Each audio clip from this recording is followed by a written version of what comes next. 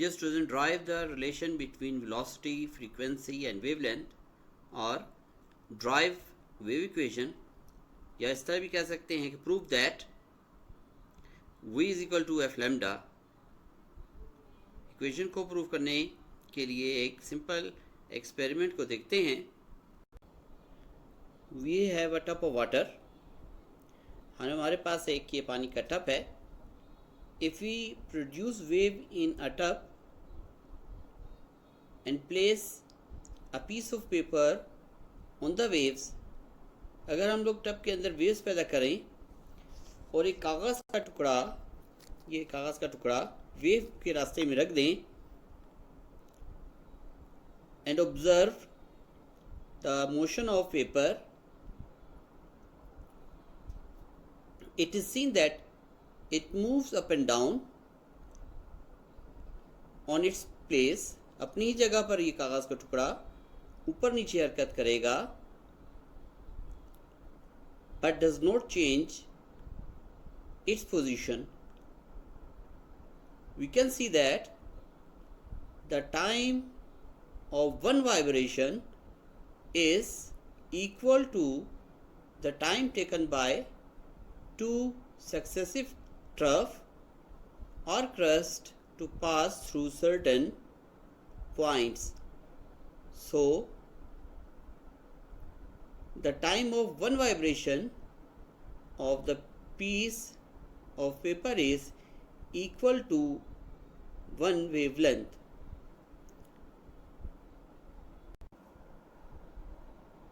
कागज़ की एक वाइब्रेशन का वक्त एक नुक्ते से गुजरने वाली दो कंजक्टिव क्रस्ट या ट्रफ के दरमियानी वक्फे के वक्त के बराबर होता है। चूँकि दो मुत्तसिल क्रस्ट या ट्रफ का दरमियानी फासला एक वेवलेंथ के बराबर होता है। क्रस्ट से क्रस्ट तक या ट्रफ से ट्रफ तक, या एक क्रस्ट या एक ट्रफ का दरमियानी जो फासला होगा वो एक वेवलेंथ के बराबर होता है। सो पेपर के वाइब्रेशन के वक्त के दौरान एक वेवलेंथ के बराबर फासला तय करती है। Let the wave velocity is v and time period is capital T second, then we can measure the distance covered by wave। Dear student, we have studied in previous classes S is equal to V multiply by T or V is equal to S over T। देखें, किसी एक नुक्ते पर piece of paper जो है वो अपनी ही जगह पर ऊपर नीचे वाइब्रेट करेगा और वेव प्रोड्यूस करेगा। वेव कुछ इस तरह से प्रोड्यूस होगी कि कुछ पार्टिकल के ज़रात ऊपर होंगे और कुछ पार्टिकल नीचे होंगे। वो इससे जो पार्टिकल ऊपर होंगे वो क्रस्ट कहलाएंगे और कुछ जो नीचे होंगे वो ट्रफ कहलाएंगे।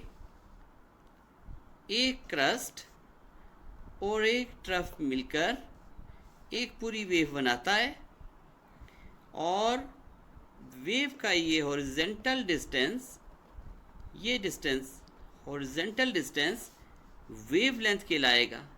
क्या कहलाएगा? ये वेव लेंथ कहलाता है। इसे ग्रीक वर्ड लैम्डा से जाहिर किया जाता है।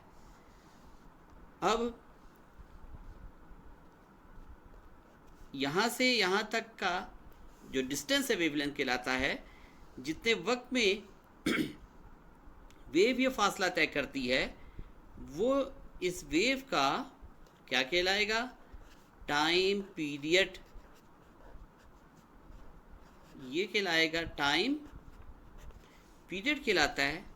इसी तरह एक सेकंड में जितनी वेव्स इस पॉइंट से गुजरेंगी, इस नुक्ते से, एक सेकंड में नंबर ऑफ वेव्स जो जितनी भी गुजरेंगी वो इस वेव की फ्रीक्वेंसी कहलाएगी। फ्रीक्वेंसी को हम लोग एफ से जाहिर करेंगे। अब हमारे पास जो इक्वेशन थी v is equal to F over S, यहाँ से ये जो वेव जा रही है, वेव के अंदर वेव की स्पीड यहाँ से ऐसे गुजरेगी तो ये वेव की स्पीड कहलाएगी। इसको v से जाहिर करेंगे, वेव स्पीड को v से जाहिर करेंगे, वेव स्पीड कैसे, v से। अब हमारे पास फार्मूले के मुताबिक अगर हम लोग देखें तो v हमारे पास वेव स्पीड v रहेगा। s दिया हुआ है, s क्या डिस्टेंस है, यहाँ वेव में जो डिस्टेंस है वो वेव लेंथ को जाहिर करता है। वेव की लेंथ फासला है वेव का, तो इसको लेमडा से जाहिर करेंगे, और ओवर t दिया गया है, t वक्त है, तो यहाँ पर वेव का वक्त जो है वो टाइम पीरियड कहलाएगा। कितने वक्त में एक वेव बनती है, ठीक है, एक क्रस्ट या एक ट्रफ या दो क्रस्ट या दो ट्रफ कितने वक्त में वहाँ से गुजरते हैं, वो इसका टाइम पीरियड कहलाता है। अगर हम लोग इसको इस तरह लिखें, v is equal to lambda multiply by 1/t, we know that कि फ्रीक्वेंसी रेसिप्रोकल है टाइम पीरियड के। टाइम पीरियड और रेसिप्रोकल होता है फ्रीक्वेंसी के, दोनों एक दूसरे के रेसिप्रोकल हैं। अब हम लोग यहाँ पर 1/t की वैल्यू पुट कर देंगे। 1/t किसके बराबर आएगा, f के इक्वल है फ्रीक्वेंसी के, तो v is equal to wavelength multiply by frequency, और v is equal to f lambda, यही हमारे पास क्या कहलाएगी, वेव इक्वेशन कहलाती है। Now we will solve the numerical problem 12.3. If 5 waves pass through a point of medium in 10 second, अगर किसी medium से 5 वेव 10 सेकेंड में गुजर रही हों, what is its frequency and time period, इसकी फ्रीक्वेंसी और टाइम पीरियड क्या होगा। If its wavelength is 5 centimetre, अगर इसका वेव लेंथ 5 सेंटीमीटर हो, calculate the wave speed, wave की स्पीड मालूम करनी है। Now we will arrange the given data. Data में हमें जो चीज़ दी गई है वो लिखेंगे। If 5 waves pass through a point of a medium in 10 second, number of waves जो दी गई है लिखेंगे, number of waves is equal to 5 के, टाइम टेकन जो ले रहा है वो 10 सेकेंड है। फाइंड हमें करना है कि फ्रीक्वेंसी और टाइम पीरियड बताएं। फ्रीक्वेंसी को f से जाहिर किया जाता है and time period is equal to t के। वेव लेंथ लेमडा से जाहिर किया जाता है। वेव लेंथ हमें दिया गया है 5 सेंटीमीटर। 5 सेंटीमीटर को मीटर में चेंज करेंगे, 100 पर डिवाइड कर देंगे, तो आंसर आपके पास आएगा 0.05 मीटर। आखिर में हमें कह रहा है कि अगर वेव लेंथ 5 सेंटीमीटर हो, कैलकुलेट द वेव स्पीड, इसकी वेव स्पीड मालूम करनी है। हम जानते हैं गिवन डेटा के मुताबिक फ्रीक्वेंसी मालूम करने के लिए frequency is equal to number of waves over time, जितनी वेव्स गुजर रही हैं उसको टाइम पर डिवाइड कर देंगे तो हमारे पास फ्रीक्वेंसी निकल आएगा। नंबर ऑफ वेव्स हमारे पास 5 थी, टाइम हमारे पास 10 था, 5 को 10 पर डिवाइड करेंगे तो f इज इक्वल टू 0.5 और फ्रीक्वेंसी का यूनिट हर्ट्ज़ कहलाता है, तो 0.5 हर्ट्ज़ फ्रीक्वेंसी आ जाएगी। अब हमें नेक्स्ट टाइम पीरियड मालूम करना है। टाइम पीरियड का फार्मूला हमारे पास है 1/f के, वैल्यू पुट कर देंगे तो 1t is equal to 1/f की वैल्यू ऊपर हमारे पास आई थी 0.5 के। टाइम पीरियड हमारे पास निकल आएगा 1 को 0.5 पर डिवाइड करने से 2 सेकेंड, तो टाइम पीरियड हमारे पास है 2 सेकेंड के। अब हमें वेव स्पीड मालूम करनी है। वेव स्पीड का फार्मूला हम जानते हैं कि v is equal to F lambda के। f की वैल्यू हमारे पास 0.5 है, लेमडा हमारे पास 0.05 सेंटीमीटर था, इसको मीटर में चेंज करके लिख दिया हम लोगों ने। अब हमें दोनों को अगर मल्टीप्लाई कर दें तो आंसर हमारे पास जो है वो 0.05 मीटर पर सेकंड है।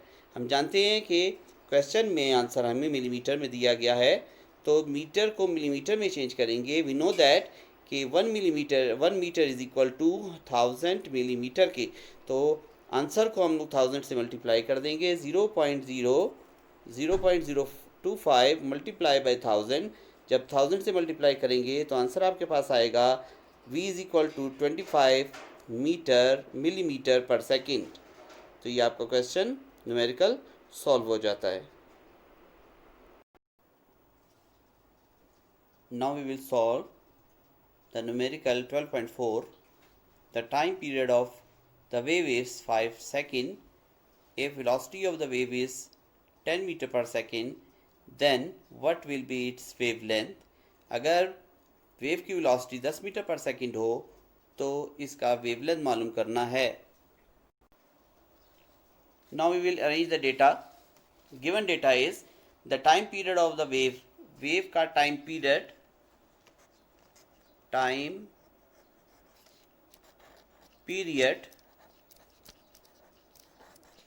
को कैपिटल टी जाहिर किया जाता है। टाइम पीरियड बता रहा है 5 सेकेंड।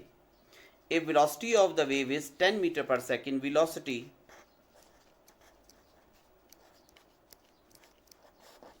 वेलोसिटी को डिनोट करते हैं v से। कितनी वेलोसिटी दे दी? 10 मीटर पर सेकेंड वेलोसिटी है इसकी। Then what will be the wavelength? हमें कह रहा है कि वेव लेंथ को मालूम करें। वेव लेंथ किससे जाहिर किया जाता है? लैम्डा से हमें फाइंड करना है। वी नो दैट के फार्मूला हम जानते हैं कि v is equal to F lambda. हमारे पास f नहीं दिया गया, तो f का फार्मूला हम जानते हैं कि क्या फार्मूला है? f is equal to 1/t। Reciprocal है ये फ्रीक्वेंसी के टाइम पीरियड। यहाँ पर f की जगह 1/t लिख देंगे। v is equal to 1/t multiply by lambda के। v हमारे पास जो है वो 10 मीटर पर सेकेंड दिया हुआ है और t की वैल्यू हमारे पास 5 है, मल्टीप्लाई बाय लैम्डा फाइंड करना है हमें। हमारे पास ऐसा हो जाएगा कि 10 is equal to lambda over 5 by cross multiply lambda is equal to 5 10 से मल्टीप्लाई हो जाएगा 50 मीटर। So wave length